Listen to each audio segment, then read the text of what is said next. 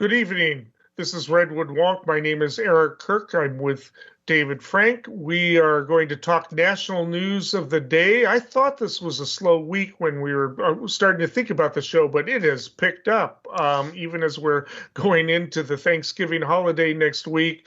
One of the big political topics is inflation. It is heating up. The Republicans see that as their ticket to reclaiming Congress next year. Inflation has hit. It's global, and there's very little that actually a president or a Congress can do about it. It's well known that when presidents have tried to do it, they can make it worse. Jimmy Carter tried to use the Federal Reserve to do it. It led to stagflation.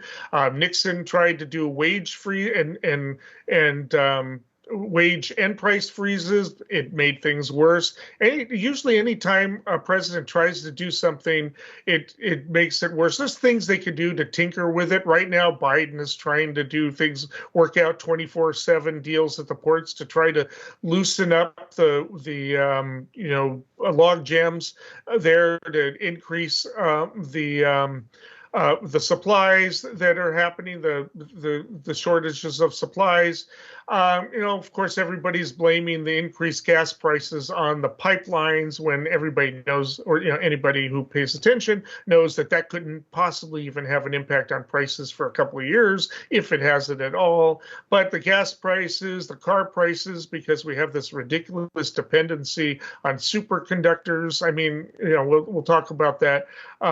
We don't have any capacity to make superconductors domestically. I mean, none, zero. It's like during the pandemic, we were able to switch our car production to make the medical equipment that we needed. We have no capacity to make superconductors, and half of our economy is dependent on it. I mean, we talk about, this a security problem, and everybody wants to talk about building up a military to stand up against China, and yet we're totally dependent on them for these superconductors.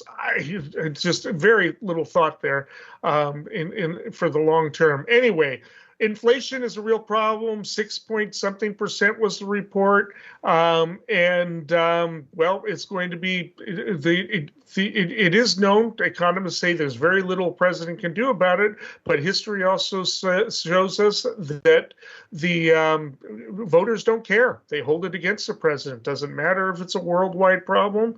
You just grin and bear it. That is what's going to happen, and it is likely to last for a while. It may be transitory. It may not be, but it's hard to see how it's going to let up anytime soon. Gas prices will probably drop a bit for the winter, but there are a lot of different factors at play. Dave?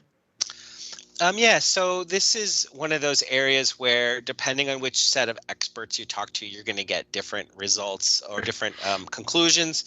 Of course, no one wants to face the prospects that this 1 month's observed inflation perpetuates across an entire year. So just to be clear, that 6.7% number, I think it is, that people have been seeing publicly, in the media, that's actually just taking a 1 month snapshot and then hypothecating out, extrapolating out rather, if that happened for an entire year.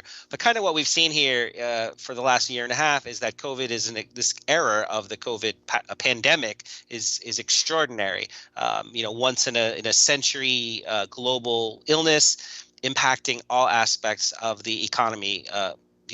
Particularly for us now, why it's relevant now is because there were, like you said, there are supply chain issues. So are we blaming the president because we're uncomfortable and uncertain of the future? Yeah, like maybe that's a reasonable thing to do, like have some degree of culpability about him not instilling confidence and implementing things that make us feel confident. That's the psychology of the voter. But from the perspective of the economists, it's more technical. And there's a bunch. I think, like you said last week, there's like 17 Nobel Prize economists who showed that it's really a function of people not working and factories shutting down and then the restarting. And so there's shipping bottlenecks, there's trucking bottlenecks, there's production bottlenecks. People got paid around the world. People got paid lots of money to stay home for safety reasons, including in the United States. There was a significant amount of money that was paid to folks. And really, what do you have to do when you're in lockdown? So now, as the economy ramps back up, as people try to spend more money, it's more money than usual, chasing fewer goods than usual. That's inflation. So that's one general aspect of it. But a really technical aspect of it actually is that we use average prices. We use the consumer price index, CPI, and other indicators that are averages. So the methodology and approach to defining inflation, in a sense, it's not necessarily giving us the clearest possible view. Now, you could break it down by the different products and the different price increases, when they hit, when they go down. But and again, it might be an oversimplification, but there are extreme values in the mix. So sometimes when they do that data, like in this past summer, automobiles were extremely expensive. But the rate wasn't too bad. But now we've got an increase in home prices, which is affecting rent. And so that now, if you looked at the median number of the price increase, and you got rid of some of those, sort of more extreme values, inflation would have looked relatively moderate up until very recently. Up until very recently did we actually get any kind of uptick at all throughout the process. So the Federal Reserve raising or lowering rates is the main way we deal with this. Fiscal stimulus is not like people are afraid. People sort of cognitively think, oh, if the government spends more money, that's inflation. But really, interest rates have a much bigger role to play. So it's one of those things where we want to err on the side of not undershooting the problem. We need stimulus that got us through this problem, and that's a looking back in the rearview mirror kind of approach. Now we're approaching this degree of equilibrium. We think that I say we, economists, folks think that that we are on a path that is not going to be extreme and extraordinary and disruptive. And finally, Right. last piece on this is energy prices. Like you said, energy is dictated by OPEC. Both Saudi Arabia and Russia are harmed. OPEC is harmed from their own perception. When we transitioned from a Trump administration to an Obama administration, there's lots of reasons why, but there is a concerted effort to put pressure on our country with higher energy prices. And that's another explanation, because energy prices affect food, affect agriculture, affect shipping. Energy prices affect home heating, they affect gasoline, they affect everything. And so if energy is writ large getting much more expensive on purpose from a concerted effort from those who fix the price of energy, then we realize that this is a lot more complicated than just being mad at the president for us not feeling good about things going up in the grocery store, etc. All right. First of all, I did an Archie bunker. It's not superconductor, semiconductor. No, I definitely agree. Republicans are going to use this to basically fight the environmental, the green technology. Manchin was using it to say maybe we shouldn't do Build Back Better, but apparently the other Democrats are saying actually Build Back Better, according to 17 economists that Biden has said will actually mitigate inflation, and it's going to be spent over 10 years, wouldn't have that much of an effect anyway, negatively, and would actually mitigate it. And Manchin today said, yeah, I think we'll have a vote before the end of the year, which surprised me, actually. So apparently they may have convinced him of that. So it's we'll see what happens with the CBO and everything, but supposedly the House will vote on it this Friday. But it is going to be an issue, and regardless of what the numbers say, what's going to affect people in their daily lives is the price of gas and the price of food. Even cars is one thing, because people don't buy cars every day; they can hold off on that, right? But food and gasoline, that's every day. If the price of food drops and the price of gasoline drops, they'll notice it. But this is going to be one of those issues. There are a few other issues that might impact, the impact, and people might not be as stressed out about inflation. But inflation is a political killer, and Republicans are going to use it, and it's going to be part of their narrative, part of the culture war. I'll let you finish out. We got probably a minute left. Yeah. So there is talk now, like you said, about using the inflation fear with respect to supporting or blocking this social spending bill. The president is out on a messaging campaign, as are his advocates and allies, that it will, like you said, reduce costs of child care, elder care, health care, prescription drugs, tax cuts for families with children. And there's also other taxes in there, like tax cuts in there. So there are definitely arguments that could be made for this not being an inflationary bill if Right. it does go through. All right. We'll be talking more about this, obviously. Takes us to our next topic. I, Richard Billhouse Nixon, do solemnly swear. I, Gerald R. Ford, do solemnly swear. I, Jimmy Carter, do solemnly swear. I, Ronald Reagan, do solemnly swear. I, George Herbert Walker Bush, do solemnly swear. I, William Jefferson Clinton, do solemnly swear. I, George Walker Bush, do solemnly swear. I, Barack Hussein Obama, do solemnly swear. I, Donald John Trump, do solemnly swear. I, Joseph Robinette Biden Jr., do solemnly swear. So help me God. Okay, Patrick Leahy, 81 years old, is retiring. So surprising enough, that's actually kind of young for senators there. But he had a bout with leukemia earlier in the year, and is deciding to retire, saying that he wants to turn it over to a younger generation, kind of a thing. For some reason, this is being interpreted as the gloom and doom of the Democrats. They're anticipating they're going to be massive resignations because who wants to go back to being ruling in a minority? And there have been some other House resignations. As far as I know, he's so far the only Senate Senate Democrat resigning. I don't know of anybody else so far. So it doesn't look like there's a massive exodus. There are a few moderates and a few progressives. I'm going to talk about one at the end of the show, and it has nothing to do with losing the majority. So there are a few here and there, but there are also Republicans retiring, including some that just don't want to deal with the fact that their party has been taken over.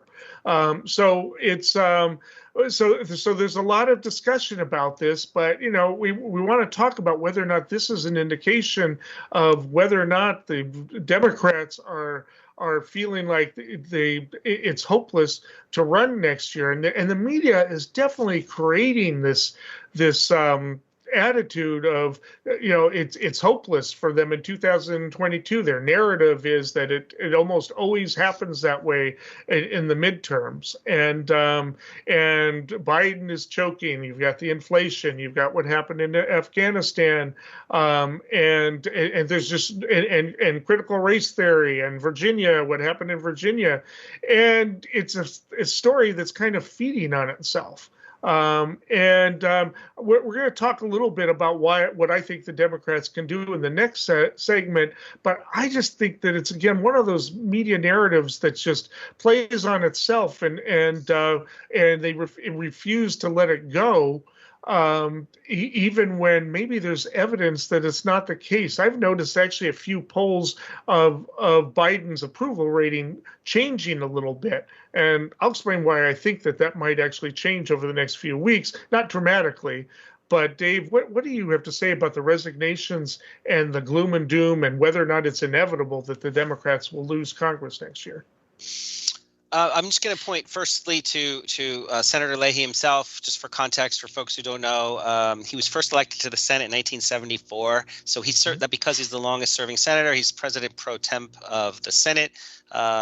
And that he's the longest serving lawmaker in the majority party, like I said, making him third in line for presidential succession. So it's not a retirement that we ought to take lightly. It's one of the most powerful positions in the country. This guy's chaired the Agriculture Committee, the Judiciary Committee, the Appropriations Committee. I think that one of the main issues that people have pointed to, just for the tone, the change in climate in Washington and the change of tone in Washington. Granted, we can't overstate this, but it is a data point.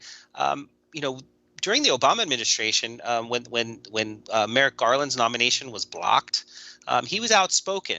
But then when President Donald Trump's nomination for Amy Coney Barrett was forced through by Mitch McConnell, he was outspoken again. And the deal is, he's saying, I've seen things I've questioned, but I've never seen political hypocrisy at this level. This will actually go down in the journals of political hypocrisy. So he's seen something that is just abject, offensive on the surface of where there's a fundamental shift from when he joined over time. Yeah, there's ups and there's downs, but the system is fundamentally at odds with itself. The approval rating, and he's kind of a nice guy. He's known as a nice guy. He doesn't like this kind of politics, definitely. Yeah, and one of his famous quotes is like, I came to the Senate and my constituents in Vermont, what they vote for, what they deserve is, a good judgment and hard work. So he is a guy that's a roll up his sleeves kind of person. So what does that mean for the tone and the climate, the doom and the gloom? We're going to talk about this. You and I are going to talk about this in a show tomorrow. But the polarization of the two camps is extreme and extraordinary. I think we are in extraordinary times, not just because of COVID, not just because of, say, Donald Trump or the other sort of extreme events and observances. But it really is. We do see. You said there's not any Democratic senators other than him so far who refused to run, but there are congressional, House of Representatives, members of the House that are, and it's one of those things where if you know with certainty that it's going to be harsh and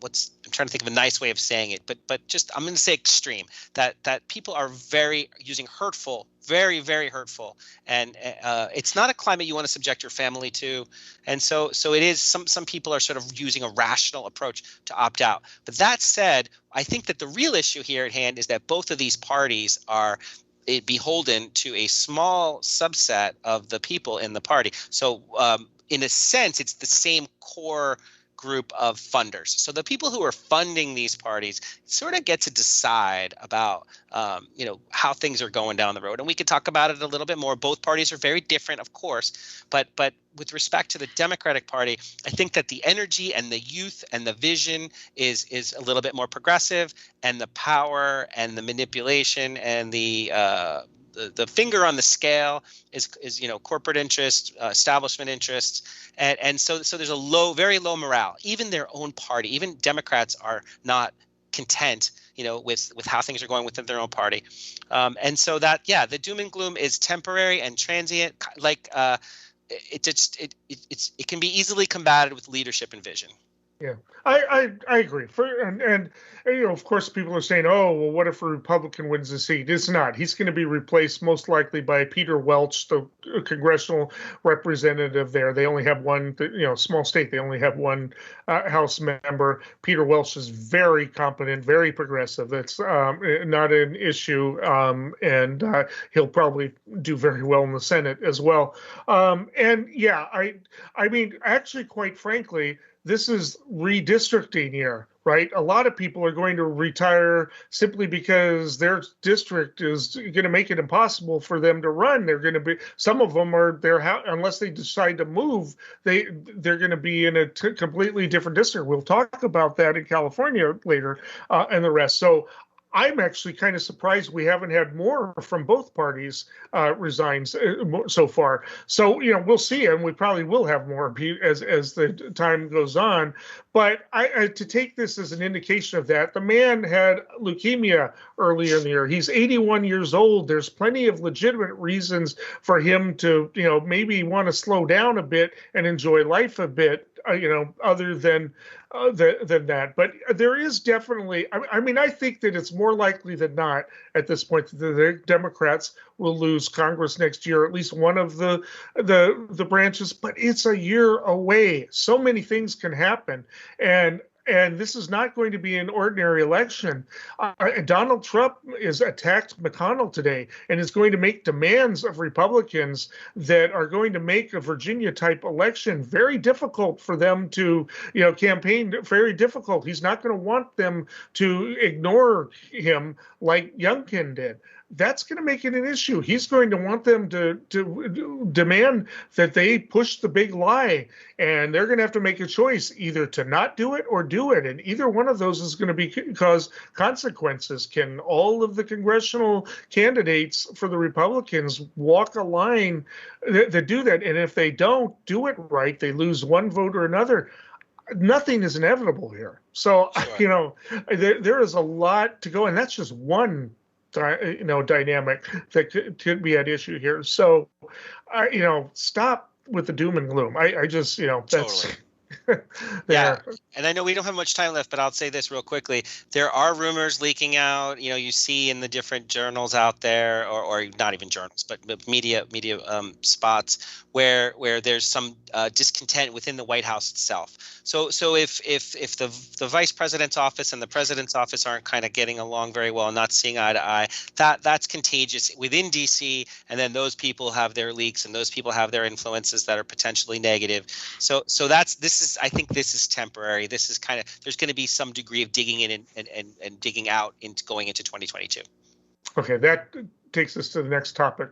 So that was a segue, because what I want to really talk about this, and we'll talk about Republican infighting, but also I want to talk about the selling of the infrastructure bill in terms of Biden. One of the one of the criticisms that a lot of pundits are giving of Biden is that he actually has had some successes this year. Remember the rescue bill he passed. People are getting, $250 or more for checks for their children, and people aren't even attributing that to Biden because he hasn't really explained to people that that's what he did. He's just passed this infrastructure bill, but people don't realize what that means. They don't know what it means. So he is going on tour. He just had a very good jobs report. But inflation is the story because he isn't telling his story. You've got to tell your story. And so you've got to get out there and do it. Well, this infrastructure bill, it's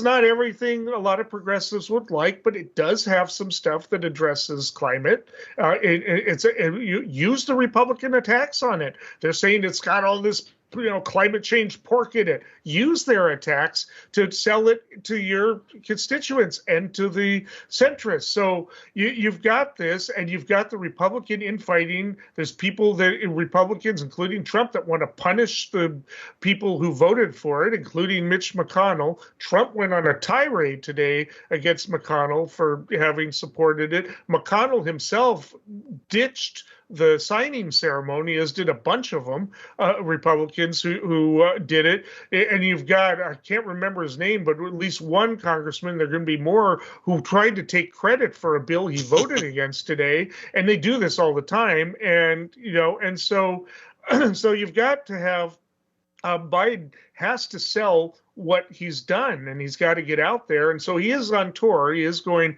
around and doing that, but he's got to show up to the ribbon cutting ceremonies and really sell this stuff if he's going to turn it around. And the Congress people have to do it too. They've got to get out there to when the stuff is happening, to show what's being done. And it's not just about roads. It's about Wi-Fi access in rural areas and about a bunch of other things that can actually be transformative. They've got to use it. They got to get out there and do it. They got to pass their better thing as well. A lot of that won't come into effect until later. And unfortunately, some of the stuff that they've passed won't come into effect until after the midterms, but some of it will be ahead of time. And they've got to make use of the fact that the Republicans are kind of having a civil war over this right now. And McCarthy's like saying, no, we shouldn't punish him, right? He's trying to settle it down. And they just had a meeting yesterday that he kept almost getting under control. And then they were yelling at each other, and Gosar didn't do him any favors. And we'll talk a little bit about that. I mean, he got pulled off the committees today, and Republicans had to make a choice about whether or not to defend him, I mean, Democrats have an opportunity to message. Question is, will they? Big question. I think they have to. I mean, I think that's sort of, they're going to hire some folks that are going to try to harmonize the messaging a little bit better and accentuate the positives, so to speak. But you hit on a bunch of different things here, a couple different parallel observations. So one thing I would say is, when it comes to the infrastructure bill, one of the largest benefits that are coming out of it is the broadband money. That's a very visionary position for the president to stand behind, and for his party and everybody else who supported it, whether Republican or Democrat, whoever actually did support adequately funding broadband. Let's remember that a rural electrification advanced the entirety of the country from where people did not have electric in their house to where people did. That's a major, major thing that advanced our country. Having broadband access in remote rural areas is an equivalent, or at least comparable. It's of an order of magnitude of that nature, where people can actually engage with each other and have access to all sorts of learning and training and medical benefits, and they can work, and it's an empowering advancement of people's ability to contribute and participate in the economy. And there are other things like this, like that child tax credit. The child tax credit is a conservative endorsed position. Mitt Romney supports money. He and the moderate, if there are any left, moderate Republicans. And I have to, it's tongue in cheek. Of course there are, but they believe that if you support families, if you believe in families, if you believe in alleviating the pressures of economic stress and the pandemic and the financial crisis of 2008 that we never really fully recovered from, and international, if we want to increase our international competitiveness, we have to make it easier for families to thrive. And so it really will hit home if they decide that's how they want to go. And then by that I mean to promote what's in both the infrastructure bill that was passed and also that budget reconciliation bill that will make additional investments. And so there's definitely ways to frame it, especially in light, I'm going to add the second track that you added, especially in light of what we see in the Republican Party, who, to their great discredit, they don't have visionary programs and proposals to enhance the lives of American people that they are putting out there and fighting for. Instead, they're blocking things, and we're seeing things like voter repression techniques, voter suppression. That's a priority for them. And this bill, this anime video that Gosar's office put out there, absolutely tone deaf. And it might be funny if it was in some back channel of some internet troll universe, but when that comes from a sitting member of Congress, it's almost shocking and offensive, and it makes sense that this guy gets stripped of his committee seats. But more than that, I think it's like a litmus. It's not a litmus. It's like you put your finger to the wind and you say, where are the activists on this man's party? Where do they sit? And a lot of these folks are sitting, unfortunately, I think, on the wrong side of history when it comes to his Gosart's personal support and endorsement of this type of approach to political discourse. He didn't even apologize for it. I mean, just nothing whatsoever. And it's not a game. There are a lot of people out there who take messages out there. We've got crazy people who went to Dallas because they thought that JFK was still alive and was going to run. We've got people who are shooting things up and making death threats and just believe all kinds of crazy stuff. It is irresponsible to do that right now, especially when your constituency, that's part of your constituency. You don't, it's very dangerous. You are putting the woman in danger. I mean, I'm sorry. That's the base of it. And by you not absolutely taking responsibility for it, you are doubling down on it.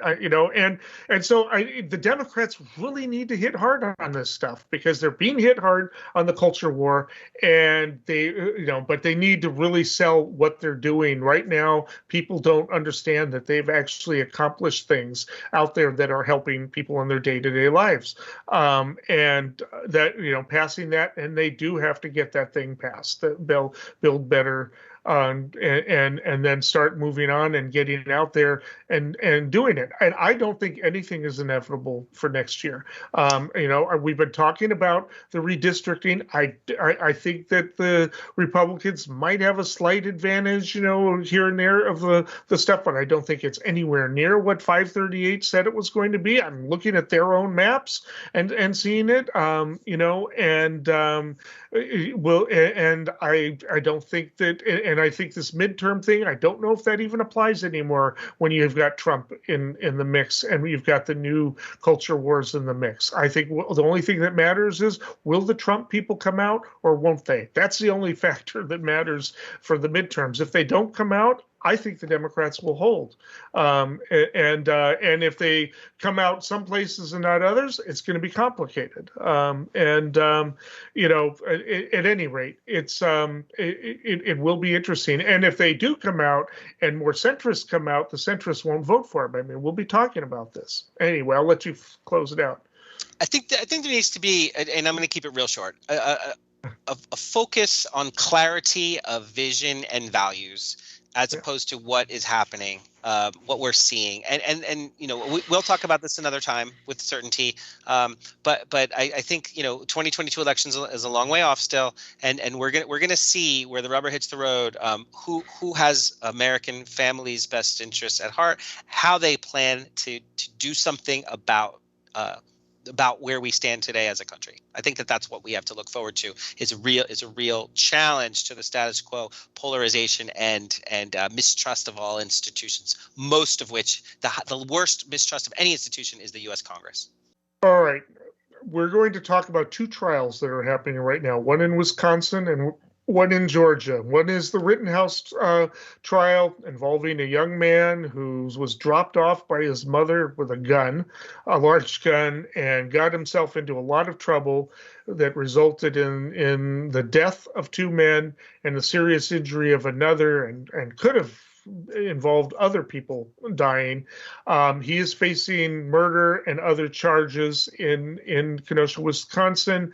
And then in Georgia, the death of a African-American jogger, Arbery, when he was jogging, he went in apparently out of curiosity to check out a construction site.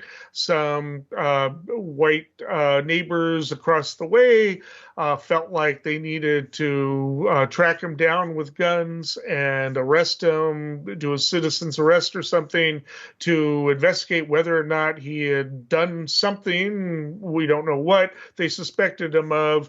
And in the struggle, where we don't know exactly what was going on in terms of what was going on in Mr. Arbery's head, but he wound up dead with a gun going off, and they are being charged with murder. Both trials have become part of the culture war. Especially the one in Wisconsin. I mean, the lines have been drawn as to whether, who thinks he's guilty and who doesn't. The first one, the Rittenhouse trial has been, I'm not going to get into it. We don't have time to really analyze the trials, but I will say that that what looked like it was going to be, oh, shoot, sorry about that. I don't know how that happened. Sorry. But I will say that what began and what was throughout the trial looking like it was going to be very bad for the prosecution is looking like it's not quite the slam dunk that a lot of, especially the right-wing analysts, have been saying, because they thought, it looks like self-defense. But the jury has been looking at the videos over and over again, and I'm wondering what's happening there. They now are out. They're going to be on their third day of deliberating tomorrow. What is this going to mean for national discourse? I'm looking at right-wing people on the forums saying, they're obviously afraid. They're afraid they don't want to start riots. They're afraid that they're going to be killed by, angry black people. I'm serious. This is what's going on. Meanwhile, in the Georgia, the defense attorney has just been really strange. The family has invited Al Sharpton down. Defense attorney stood up and said, "We don't need more black pastors coming into the courtroom." Judge kind of said, the family can bring who they want. And then he says, well, next they'll bring Jesse Jackson. Well, that's like a triple dare, right? So the following week, family brought Jesse Jackson. And then he gets up again and says, look, they brought Jesse Jackson. And the judge got kind of angry and says, I already told you they can bring who they want. This is it has nothing to do with who's in the audience. So shut up about it. I mean, he really did. And, so it's become both have become symbolic of the culture war. And national figures have commented on both of the trials. Kamala Harris has commented on it, hoping that the jurors will be neutral, commented on the judge who has yelled a lot up in the Rittenhouse trial, questions about his rulings. I mean, I could go on and on, but these two trials are, if you go online, are caught up in the culture war. I don't know what kind of impact they're going to have. A lot of politicians are being smart and not saying anything about it.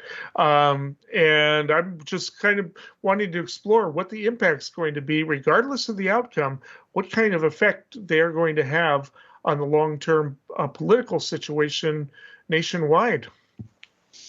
So these are two data points, like you said, in the culture war, and you could say for better or for worse. It's probably for worse, but the fact is that they are legal proceedings that are going to have their own dynamics and their own inertia, and they're going to stand on their own merits ultimately. But as observers, we kind of, not me and you, but people who are observing this, they project on its importance, and so one key element. I'm going to point out one key element of each of these trials that I think are worth noting.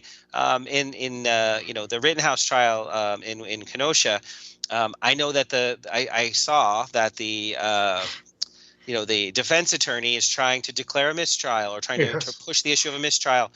Firstly, because the prosecutor said, well, why didn't you talk to the police about what happened after the shooting? And the defense attorney, said, this is a mistrial. He has a right to remain silent. Why would you insinuate in front of the jury that there's something wrong with that?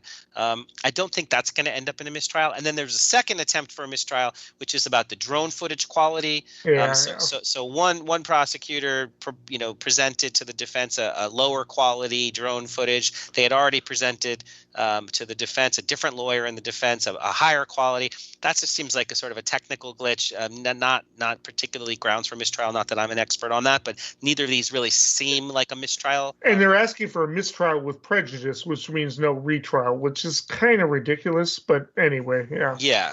So to my eye, those seem like they're distractions writ large. And in reality, it should all rise or fall on whether he was justified in his use of force or not, and not be some kind of circus about whether there's going to be protests or anything like that. And let me just comment real quickly on this, because going into before the trial ended, the defense was really cocky. He says he's trying to provoke a mistrial here because he knows he's blown it. And then all of a sudden, with the jury, the defense seems really like they're sweating it, because they tried to say, no, they can't watch the video over and over and over again. And the judge, even this judge, who I think is totally biased for the defense, said, I don't have any basis for telling the jury they can't watch it over and over again. Why can't they? So it's just it's really interesting. The defense is sweating it because they expected it to be open and shut, be done in a few hours. And the jury's been in there for 2 days and watching the video for 45 minutes. Anyway, I don't want to get into discussions about the trial. I've got a lot of thoughts about it, but yeah. Yeah, I just feel like it should be on the merits of a justified homicide or not justified, basically, because this guy's facing life in prison, and there just seems like there's a distraction element, that trying to use the media and the crowds and all that, and these mistrials. So the next, let's talk about Ahmaud Arbery's death, the trial that's going on there. Like you said, the defense attorney attempted to Kevin Gog attempted to make a big deal about Reverend Al Sharpton being in there, and then the judge, like you said, just didn't, he rejected it, saying that I'm not going to issue a blanket ban on who could enter the courtroom. I'm just not going to do that. And then so really, what is more important here is you had said we're not sure 100% why these people tried to do this citizen's arrest and false imprisonment, ultimately murder. I watched a documentary about it, and they were saying that there was a rash of break-ins in the neighborhood, and kids were like playing in the houses that were vacant and things like that. And so these people had had enough, so they sort of deputized themselves to arrest people who they thought were involved, even though this guy was jogging, right? So the big issue at hand is whether a black person jogging is grounds for a citizen's self-deputized sort of process to do a citizen's arrest. But then this was on video. Somebody caught it on video camera, and basically the guy was held at gunpoint. He had a long weapon in his face, and he as he was grabbing to get this long weapon out of his face, the person shot him and killed him at point blank range, like cold-blooded murder. So that, again, I think it should be on the merits of whether it was a justified killing or not. But instead, what we see is the defense team trying to pull in the culture war aspect of it, and the judge wasn't having it. The judge basically said, like, look, I told you that it seems like you're grandstanding here because this is a non-issue in my courtroom. But then what happened? Al Sharpton gives a speech where he says there's going to be 100 black pastors here. Like, you're not going to back us down. So to a certain extent, the culture war is fuel that maybe we don't need on this fire, but it also is leverage that maybe we do for exposure or transparency. It's in the courtroom. It's certainly ugly, and it's I think it's beneath us, but it's where we are today. These two trials are going to be polarizing no matter how they come out. I'm watching it happen online. I mean, and now there's anger for what the conservative elements were crowing. They thought they were going to have this Rittenhouse one in the bag. Oh, how could anybody see it differently? And now they're like, oh, this is a stupid jury. Anyway, we'll see. We don't know. I don't know what the jury is going to do, but they are taking it very seriously. We'll probably talk more about that either next week or the week after. All right, that takes us to our last topic. I don't think I've made mistakes. I mean, every time somebody says I made a mistake, they do the polls and my numbers go up. So I guess I haven't made any mistakes. We showed up and we demonstrated that we would not have our voices silenced by a Republican Party that across the country had a singular intention on suppressing the right to vote. Some Democratic senators seem to imagine they could just break the rules on a razor-thin majority. Nothing would stand between them and their entire agenda, a new era of fast-track policymaking. The Republican Party moved very far away from reality. And the fact that you got colleagues of mine in the Senate who refuse even today to acknowledge that Donald Trump lost the election. How do you deal with that? Joe Biden is the president we need right now. Battle-tested, forward-looking, honest, and authentic. He has never forgotten who he is fighting for. Last topic. We've been talking about redistricting. Well, we come to California. California has an independent commission. We passed a ballot proposition about 10 years ago, 2010, where we have a commission made up of 5 Democrats, 5 Republicans, and 4 people who are in neither party. They come up with a map after a process, and they'll help come up with several maps. They have to, I believe, have it finalized at the end of December, but they have come out with their first map. You can see it at the 538 website. If you go to 538's website, you look in the right-hand column and you'll see their redistricting map. You click on that, and then you click on the California map. It's interactive, and you can see what it looks like, and you can click over the county, and it tells you, or pardon me, each district. It'll have whether or not it's blue or red oriented in terms of whether or not it gives a Republican advantage or Democrat, or if it's white, it's highly competitive in 538's estimation. I'm going to tell you that I actually disagree. I don't think that 538's method of determining whether its ratings in terms of advantage really works well for California, for the California districts, and I'll explain a little bit why in a minute. But I want to comment on the changes. First of all, no change for the North District. I'll let Dave talk about that in a bit. No, for our district, but dramatic changes elsewhere in the state, and particularly in Southern California.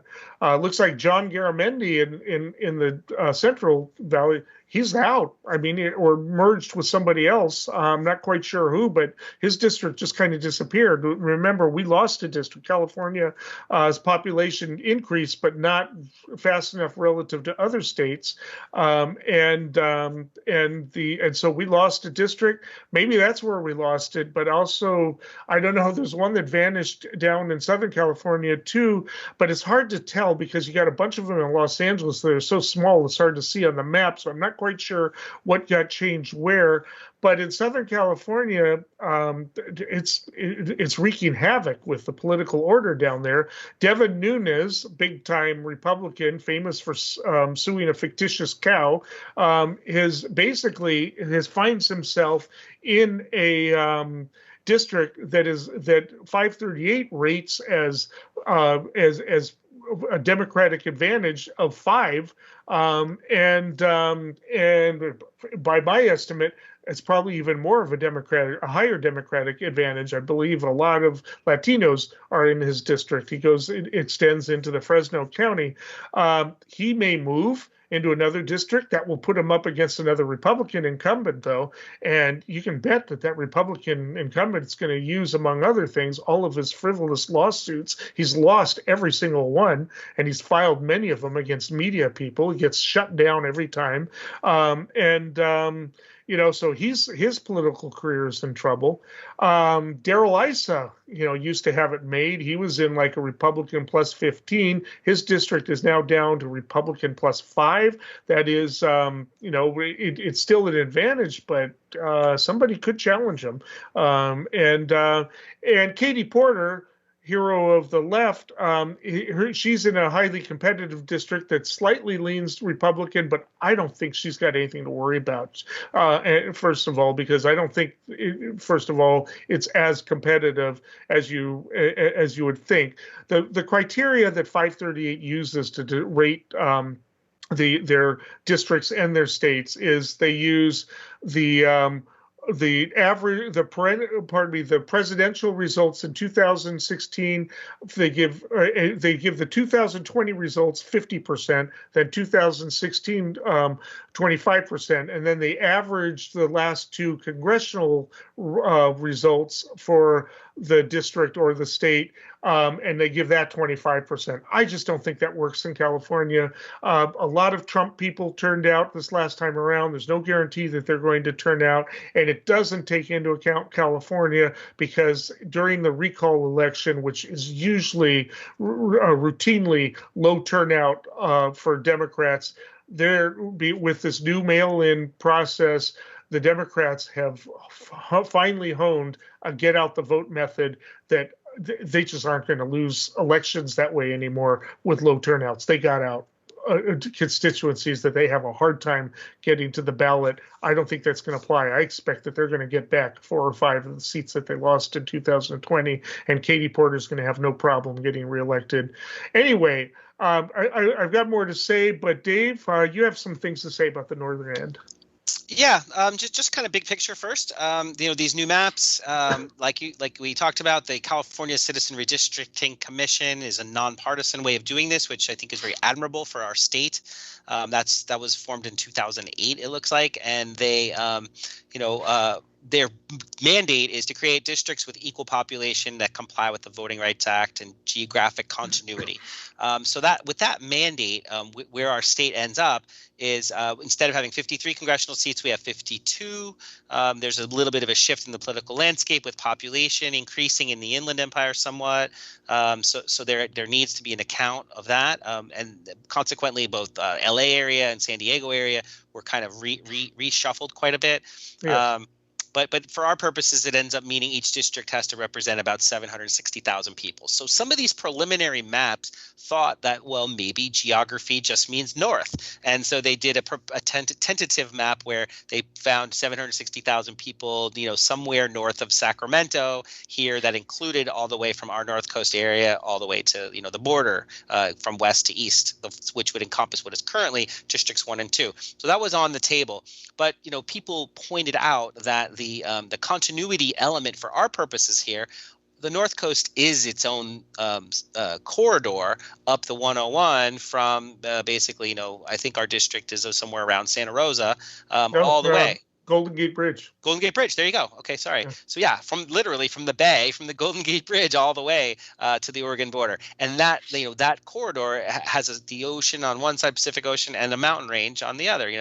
So it is a watershed. It is a community of continuity. And similarly, the inland element of Northern California has the Route 5 corridor. So that the high plain there that cuts up Sacramento all the way, Red Bluff, Redding, all the way to the border there. They were natural districts that made a lot of sense. And so the commission, I think rightfully in this most recent proposal was able to observe and identify and resolve that that's true.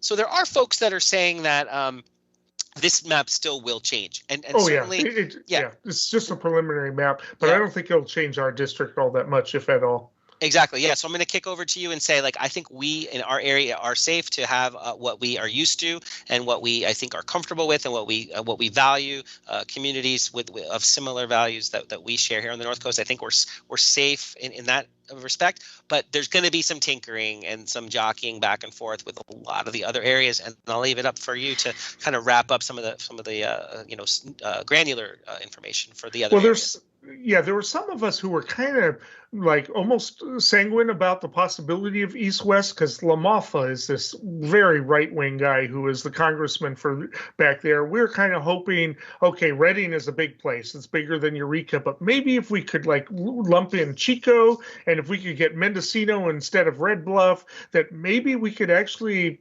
take them out, right? And have it be a blue district, but the numbers just aren't there. And on top of it, we really wanted to make sure we had that coastal community of interest, because we wanted to have Huffman and somebody who would definitely represent the interests of preserving the Klamath, Trinity, and all of those rivers. We really needed to have that there, somebody who was directly involved, not that they wouldn't still fight for it, but somebody who, was represented and coming up there saying, this is my district, I'm going to, protect those.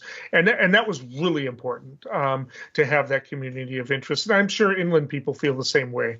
To have that. And it looks like that's going to be safe. There may be some tweaks, who knows, maybe Trinity County or something will be pulled out and something else will be put in. But I think that is pretty well safe. The 707 district, area code district, right, as they call it. And so it, although 415 at the southern end, but it's there. But in Southern California, you'll see they created a bunch of competitive districts. That is part of their mandate to try to make them done. And anyway, it's but a lot of screaming and yelling going to happen down there, especially Devin Nunes. But up here, it looks like the local people had their voice and made their voice and made it clear. Okay, that takes us to the last part.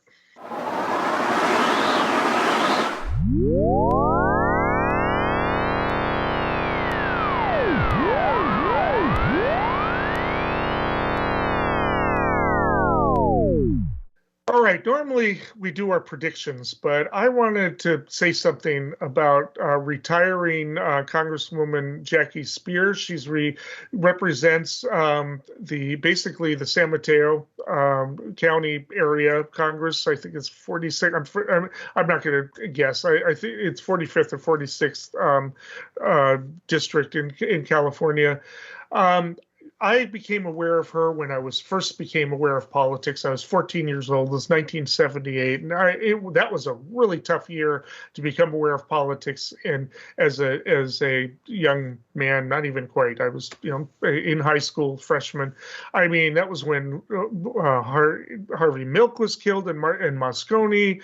That was when Prop 6 they tried to pass, which would have banned homosexuals or anybody advocating for homosexuals from teaching positions. It failed. That was 3 Mile Island. I mean, there were a lot of things going on at that time. And it was also when Jim Jones and Jonestown was happening, and the mass suicide coming. And Leo Ryan, of course, Jim Jones had originated in the Bay Area. He had actually been kind of considered a progressive and very productive. He had a lot of charities and did a lot of good work in the Bay Area until he flipped his lid and went down and had this cult, and a lot of things were happening, and parents wanted to know what was going on with their kids who had gone down there.